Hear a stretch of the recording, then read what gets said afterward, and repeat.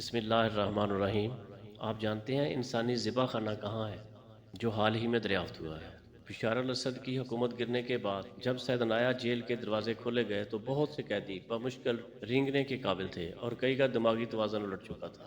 شام کے دارالحکومت دمشق کے قریب بدنام زمانہ سیدنایا جیل میں سالہ سال سے قید افراد جب رواں ہفتے میں منظر عام پر آئے تو ان میں سے ہر ایک کے پاس دل ہلا دینے والی داستان تھی۔ 13 سالہ خانہ جنگی کے بعد 8 دسمبر کو بشار الاسد کے اقتدار کے خاتمے کے بعد جب پورے شام میں خوشی کی لہر دوڑ گئی تو آخر کار مظالم کی علامت بننے والی سیدنایا جیل کا کنٹرول عبوری حکومت کے ہاتھ میں آ گیا۔ بشار الاسد کی معزولی کے بعد پیر کو ہزاروں شامی اس آس پر سیدنایا جیل کے دروازے پر پہنچے کہ شاید دہائیوں سے غائب ان کے پیاروں سے متعلق انہیں کوئی حوصلہ افزا خبر مل سکے، لیکن برسوں تک قید رہنے والے افراد میں سے جب ان کی کہانی سنی گئی تو ہر شخص کی کہانی ایک الگ دردناک قسم کی کہانی تھی۔ ان میں سے بہت سے ایسے تھے جنہوں نے برسوں تک سورج کی کرنیں نہیں دیکھی تھیں۔ سیدنایا جیل مایوسی اور خوف کی علامت تھی۔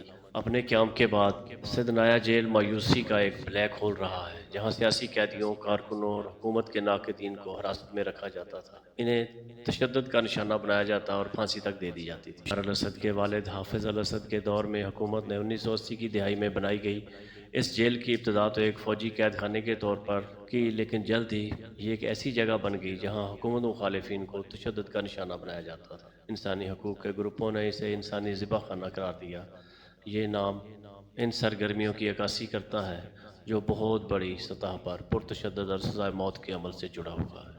ایک سابق قیدی اس جیل کی دیواروں کے اندر بدسلوکی کی دردناک داستانیں بیان کرتے ہوئے بتاتے ہیں کہ انسانی حقوق کے لیے کام کرنے والی ایک بین الاقوامی تنظیم ایمنسٹی انٹرنیشنل کے ساتھ قیدیوں کی شیئر کی جانے والی شہادتوں میں تفصیل سے بتایا گیا ہے کہ کس طرح قیدیوں کو مارا پیٹا گیا، جنسی زیادتی کا نشانہ بنایا گیا اور انہیں زخموں اور بیماریوں سے مرنے کے لیے گندگی اور زیادہ بھیڑ والے سیلز میں چھوڑ دیا گیا۔ کئی لوگوں کو جھوٹے مقدمات میں صرف منٹوں تک سماعت جاری رکھنے کے بعد بڑے پیمانے پر پھانسیاں دے دی گئیں۔ ایمنسٹی کے اندازوں کے مطابق 2011 سے 2015 کے درمیان 13,000 افراد کو اس جیل میں سزائے موت دے دی گئی۔ تشدد کے طریقے میں قیدیوں سے مار پیٹ، چاقو زنی، بجلی کے جھٹکے اور بھوک شامل ہے۔ اس سے پہلے امریکہ اسد حکومت پر الزام عائد کرتا رہا کہ وہ لاشوں کو ٹھکانے لگانے کے لیے سیدنایا جیل میں ایک شمشان گھاٹ کا استعمال کرتی ہے۔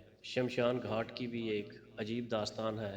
ہزاروں یا لاکھوں کی تعداد میں قتل کیے جانے والے لوگوں کی لاشوں کو ٹھکانے لگانے کے لیے سیدنایا جیل میں ہیڈرالک پریس مشینیں لگائی گئی تھیں، جہاں ہر قیدی کو یا ہر مرے ہوئے شخص کی لاش کو اس کے نیچے رکھ کر اتنا زیادہ پریس کر دیا جاتا تھا کہ وہ ایک کاغذ کے ٹکڑے کی طرح ہو جاتا اور اس کے بعد ان کو اٹھا کر باہر پھینک دیا جاتا۔ یہ پریس مشینیں 2010 سے لے کر 2024 تک استعمال ہوتی رہیں۔ 51 سالہ معز مرہیب 10 دسمبر 2024 کو لبنان کے شمالی بندرگاہی شہر طرابلس میں شام کی بدنام زمانہ سیدنایا جیل میں 18 سال قید کے بعد اپنے گھر واپس آئے۔ وہ موبائل فون پر اپنی ایک پرانی تصویر دکھا رہے تھے جب انہیں گرفتار کیا گیا تھا۔ انہوں نے بتایا کہ وہاں رہنے والے قیدیوں کو گندی کوٹریوں میں بند کیا گیا تھا جو چلنے پھرنے کے قابل نہ رہے تھے، اور وہ رینگ کر اپنے غاروں میں سے یا اپنی اس گندی کوٹریوں میں سے باہر نکل رہے تھے۔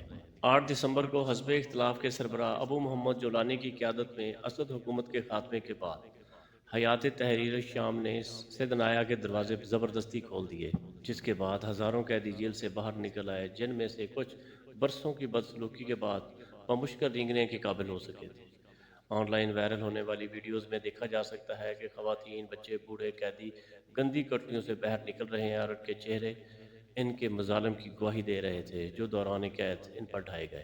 ان میں سے ایک ویڈیو میں سے سینکڑوں خواتین کو ایک گندی کوٹریوں سے باہر نکلتے دیکھا جا سکتا ہے، جن میں سے ایک 3 سالہ بچہ اور سینکڑوں نوعمر لڑکیاں بھی شامل تھیں۔ ایک مسلح شخص 11 دسمبر 2024 کو دمشق کی سیدنایا جیل میں ایک مکینیکل پریس کے پاس سے گزر رہا تھا۔ وہاں سے رہائی پانے والے قیدیوں میں شامی فضائیہ کے سابق پائلٹ راغید الطاری بھی شامل تھے، جنہیں 1982 میں قتل عام کے دوران شہریوں پر بمباری کرنے سے انکار کرنے پر 43 سال کی قید میں رکھا گیا تھا۔ الطاری کے زندہ بچ جانے نے ان لوگوں کو اور بھی حیران کر دیا جو سیدنایا کی خوفناک تاریخ سے ناشنا تھے۔ آن لائن گردش کرنے والی ایک اور ویڈیو میں ایک معمر خاتون کو خستہ حال سیل میں دکھایا گیا ہے۔ یہ نامعلوم خاتون صرف ہنسنے اور باغیوں کی بتائی ہوئی باتوں کو دہرانے کی صلاحیت رکھتی ہے۔ انہوں نے کہا کہ حکومت گر گئی، حکومت گر گئی، حکومت گر گئی۔ ایسا لگتا ہے کہ اس خاتون کی طرح اور بھی بے شمار قیدی اپنا دماغی توازن کھو چکے ہیں اور یہ سمجھنے سے قاصر ہے کہ کیا ہو رہا ہے۔ سوشل میڈیا رپورٹ پر گردش کرنے والی ایک ویڈیو میں ایک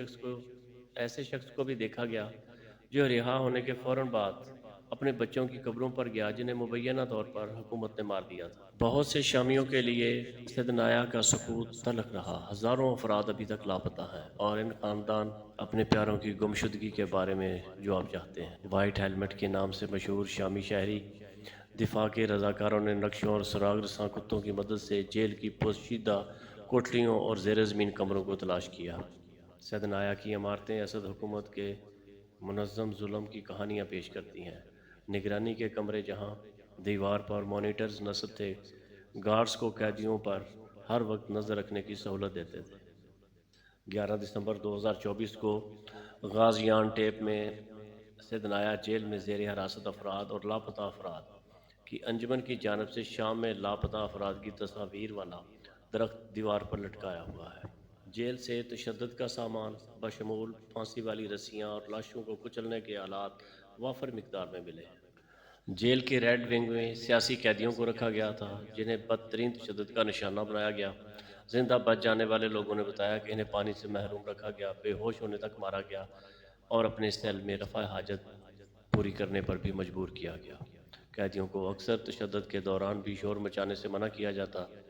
ہر صبح محافظ لاشوں کو بے نشان قبروں میں تدفین کے لیے جمع کرتے تھے اور موت کی وجوہات میں ہارٹ فیل یا سانس کے مسائل لکھتے تھے۔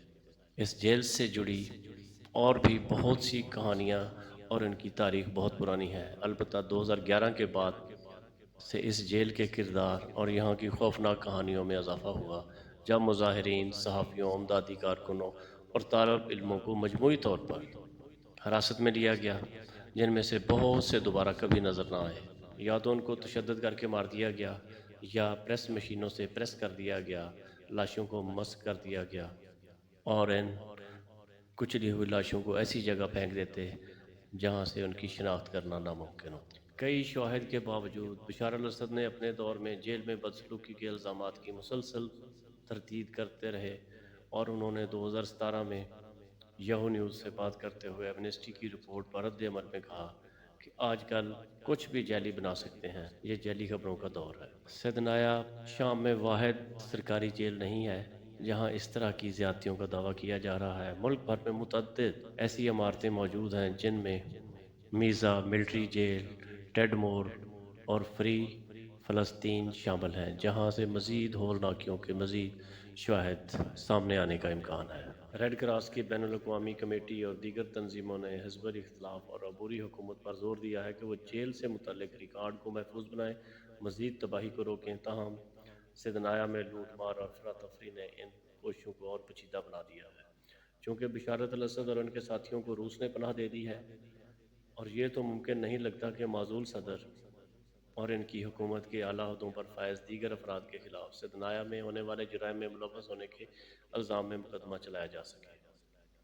اگرچہ انصاف کا راستہ طویل ہو سکتا ہے، لیکن سیدنایا کی آزادی ایک اہم موڑ کی نمائندگی کرتی ہے اور یہ بچ جانے والوں اور خاندانوں کے لیے سچ کا سامنا کرنے اور کھوئے ہوئے افراد کی یادوں کو عزت دینے کا نادر موقع فراہم کرتی ہے۔ انسانی حقوق کی تنظیموں کے اندازوں کے مطابق 2011 سے 2018 کے درمیان 30,000 سے زائد افراد کو اس جیل میں پھانسی کے نتیجے، پرتشدد واقعات، بھوک یا طبی سہولتیں کی عدم دستیابی کی وجہ سے موت کے گھاٹ اتار دیا گیا اور ان کی لاشوں کو پریس مشینوں سے پریس کر دیا گیا۔